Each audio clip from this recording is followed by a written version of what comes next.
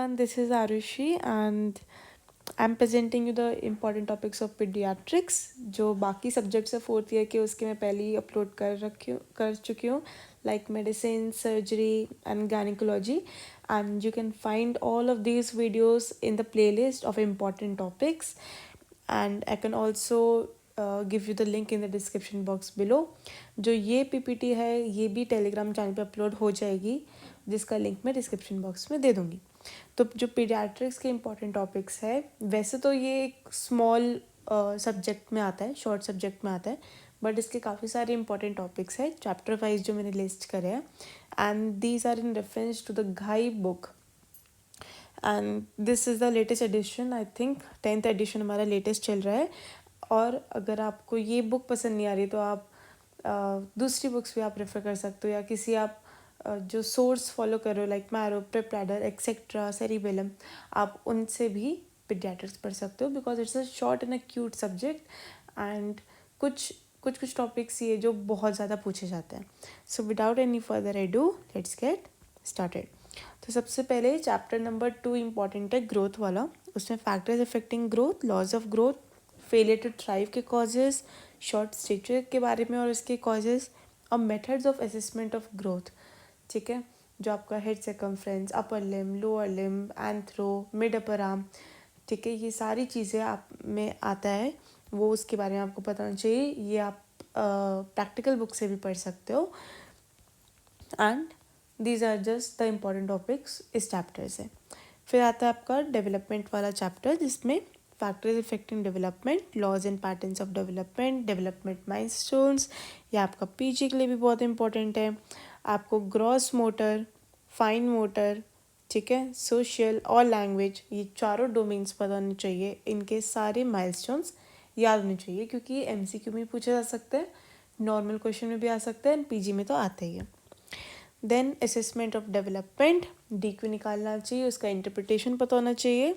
Nurturing care is a read topic, and red flag signs of development delay, ये भी PG के लिए important है. तो these are the topics for development. फिर आता है डेवलपमेंट एंड बिहेवियरल डिसऑर्डर, जिसमें GDD, temper tantrums, breath holding spells and enuresis एक रीड टॉपिक है. ये आपको आना चाहिए. Breath holding spells is important. And GDD पे हमारा जो प्रैक्टिकल केस होता है वो हमारा आता है, तो GDD पढ़ लेना, ठीक है. Then comes adolescent health and development. इसमें आपको सेक्शुअल मेच्योरिटी रेटिंग, SMR या फिर टैनर स्टीजिंग के नाम से, this is very very important. आपको मेल्स एंड फीमेल्स दोनों का पता होना चाहिए. जो 5 स्टेजेस होती है, दिस इज़ द टैनर स्टीजिंग. आपसे प्रैक्टिकल में भी पूछ लेंगे, पेपर में भी आ सकता है, एंड PG के लिए भी आ सकता है. Then this is a री topic integrate with PSM वाला, problems faced by adolescents, and immunization adolescent is very important, कि कौन कौन सी वैक्सीन है जो adolescent एज ग्रुप में लगती है. Then comes fluid and electrolyte. ये वाला जो टॉपिक है, ये मैंने आपको मेडिसिन के इंपॉर्टेंट टॉपिक्स में भी बोला था कि किसी एक जगह से पढ़ लो, या तो पीडियाट्रिक्स से पढ़ लो या फिर मेडिसिन से पढ़ लो, क्योंकि दोनों सेम है एंड दोनों में ही इम्पॉर्टेंट है, ठीक है. तो अगर किसी ने मेडिसिन से पढ़ा है तो बढ़िया है, वहाँ से भी काफ़ी है. ये सारे जो टॉपिक्स है सब सिमिलर टॉपिक्स हैं. सोडियम, पोटाशियम और कैल्शियम, उसी के हाइपर हाइपो और एसिडोसिस और एल्कोलोसिस, मेटाबॉलिक एंड रेस्पिरेटरी, ये सारे. इसमें से मेटाबॉलिक एसिडोसिस पे ज़्यादा क्वेश्चन आता है. Okay. Then comes nutrition. Nutrition में क्या है, nutritive value of common foods पता होना चाहिए, ठीक है. कोई बेसिक दालों का पता होना चाहिए, कैसी दिखती है, क्या नाम है, कितना कैलोरी और कितना प्रोटीन है, ओके. एंड दूध का पता होना चाहिए, फ्रूट्स बनाना का पता होना चाहिए, एग का पता होना चाहिए. तो जो कॉमन फूड्स है ना, उनके बारे में आपको न्यूट्रिटिव वैल्यू पता होनी चाहिए. Integrate with PSM. Then complementary feeding important topic है, ठीक है. क्या देते हैं, क्या क्या आइटम्स आते हैं, कब देते हैं, कब नहीं देते हैं, कब से शुरू करते हैं, लेट शुरू किया तो क्या, जल्दी शुरू किया तो क्या, ठीक है. एंड कैसे देना है, कैसे पिलाना है, ये सारी चीज़ें आपको कॉम्प्लीमेंट्री फीडिंग में पता होना चाहिए. Then under nutrition is a very important unit. Protein energy malnutrition भी, जिसमें क्वाइशूकर मेरास्मस आता है. SAM is this very very very important and very high yield topic. इसका आपको सब कुछ पता चाहिए. WHO क्लासिफिकेशन इसको कैसे क्लासीफाई करती है मैम सैम में. एंड अनकॉम्प्लिकेटेड का treatment that is the management at home, और कॉम्प्लिकेटेड का treatment that is management at the hospital level. तो उसके जो 10 स्टेप्स होते हैं वो पूरे 10 स्टेप्स लर्न होने चाहिए. एंड उसके अंदर की एक एक दो दो लाइन आपको पता होनी चाहिए, क्योंकि ये ज़्यादा मार्क्स का क्वेश्चन आता है सैम में. तो आपको पेपर भरने होते हैं. ठीक है. तो सारे हेडिंग्स के तीन चार लाइनें भी आपको पता होनी चाहिए. Sam is very very very important. ठीक है. ये पीडियाट्रिक्स के पेपर में ज़रूर पूछा जाएगा आपसे. एंड कॉम्प्लिकेशंस ऑफ सैम भी आपको पता होना चाहिए. इसका मैरो में निमोनिक भी था, शील्ड करके. ठीक है. आई विल शेयर इट जब अगर सैम का टॉपिक अगर मैं डिस्कस करूँगी. सॉरी. तो these are the topics from nutrition. Now comes chapter number 8 that is micronutrients. इसमें vitamin A, D, K, B इन सब के बारे में थोड़ा थोड़ा पढ़ना चाहिए. लेकिन जो रिकेट्स टॉपिक है बहुत अच्छे से पढ़ना चाहिए. ठीक है. ऑर्थो के लिए भी इम्पॉर्टेंट है एंड यहाँ के लिए भी इम्पॉर्टेंट है एंड मेडिसिन के लिए भी इम्पॉर्टेंट है.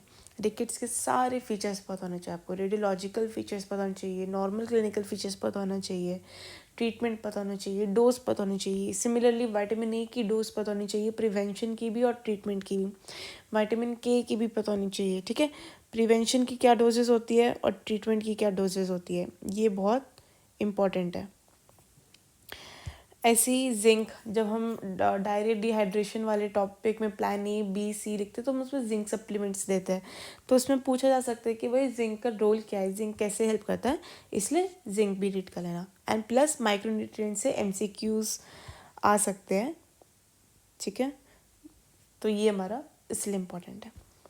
Then comes chapter number 9 that is the newborn care. अब ये जो न्यू बॉर्न न्यूनेटोलॉजी है ये थोड़ी बड़ी यूनिट है, थोड़ी बल्कि यूनिट है. एंड मैंने मैरो से पढ़ा था तो मैं आपको उसका बता देती हूँ. मैरो में बहुत अच्छा गिवन है. ठीक है. जो न्यूनेटोलॉजी वाला यूनिट है वो अगर आपका सोर्स मैरो है तो you can also rely on it. So new born care में क्या क्या आता है. एक तो बेसिक डेफिनेशंस पता होने चाहिए. Neonatal period, perinatal period, stillbirth, term, preterm, post term neonate, late preterm, ये सब कब कहते हैं. ठीक है. कौन से वीक तक. Low birth weight, very low birth weight, extremely low birth weight, neonatal mortality rate, perinatal mortality rate, ये सारे आपको पता चाहिए. PSM में भी पढ़े थे आपने, तो दोनों को इंटीग्रेट करके पढ़ लो या किसी एक जगह से पढ़ लो.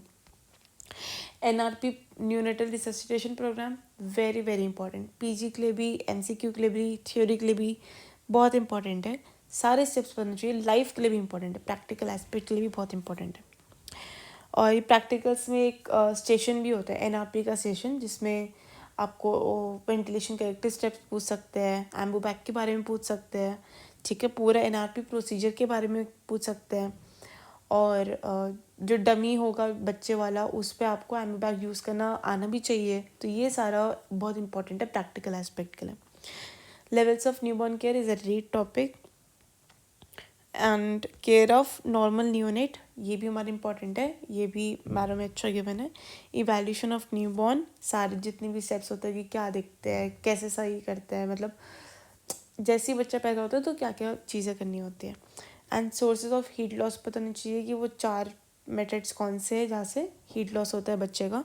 एंड हाइपोथर्मिया के बारे में पता चाहिए. And cold stress. Then comes the most important topic of paediatrics that is breast feeding. इसके बारे में सब कुछ पता होना चाहिए. Like benefits, physiology of lactation, reflexes in the baby, composition of breast milk, position and latchment, उसके सारे जो स्टेप्स होते हैं 4 सब पता होना चाहिए. Breast milk versus cow milk and storage of breast milk, कि रेफ्रिजरेटर में है तो कितना, अगर बाहर ही रखा हुआ है तो कितना. Then problems in preterm babies and IUGR, तो पता होना चाहिए कि IUGR बेबी और प्रीटर्म बेबी में क्या क्या फ़र्क है, कैसे पहचानोगे. Then KMC is very important in LBW babies and preterm babies. And फिर पूरा एक केयर ऑफ LBW बेबीज़ का वो है, पैराग्राफ्स है, उसको एक बार रीड कर लेना. डाउन स्कोर PG के लिए इम्पॉर्टेंट है. एंड ये हमारा जैसे थ्योरी के लिए इतना इंपॉर्टेंट नहीं है पर इसके लिए इंपॉर्टेंट है. Transient tachypnoea of newborn is also a read topic and respiratory distress syndrome.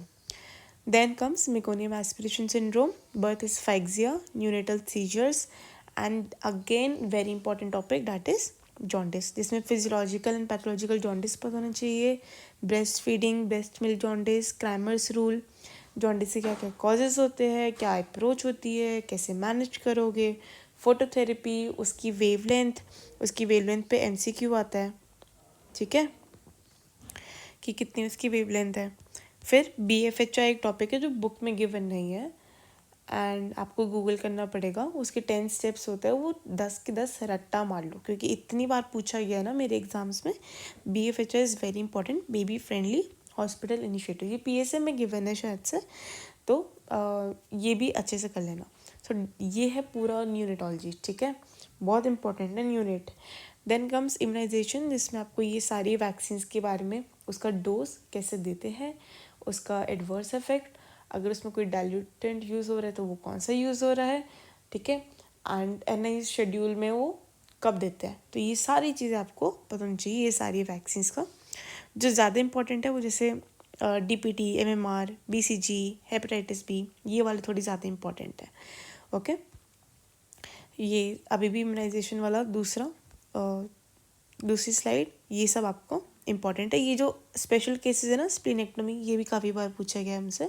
और एक एडोलेसेंट वैक्सीनेशन जो हमने एडोलेसेंट वाले चैप्टर में पढ़ा था वो उधर गिवन है, वो इस चैप्टर में गिवन नहीं है, ठीक है. तो एडोलेसेंट का उस चैप्टर से पढ़ना, एडोलेसेंट वाले, और बाकी सारी चीज़ें यहाँ से, ठीक है.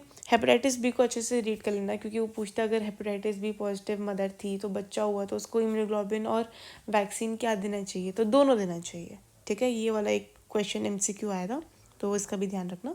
So that is all for the part 1 of the paediatrics important topics and stay tuned for part 2. Thank you for watching.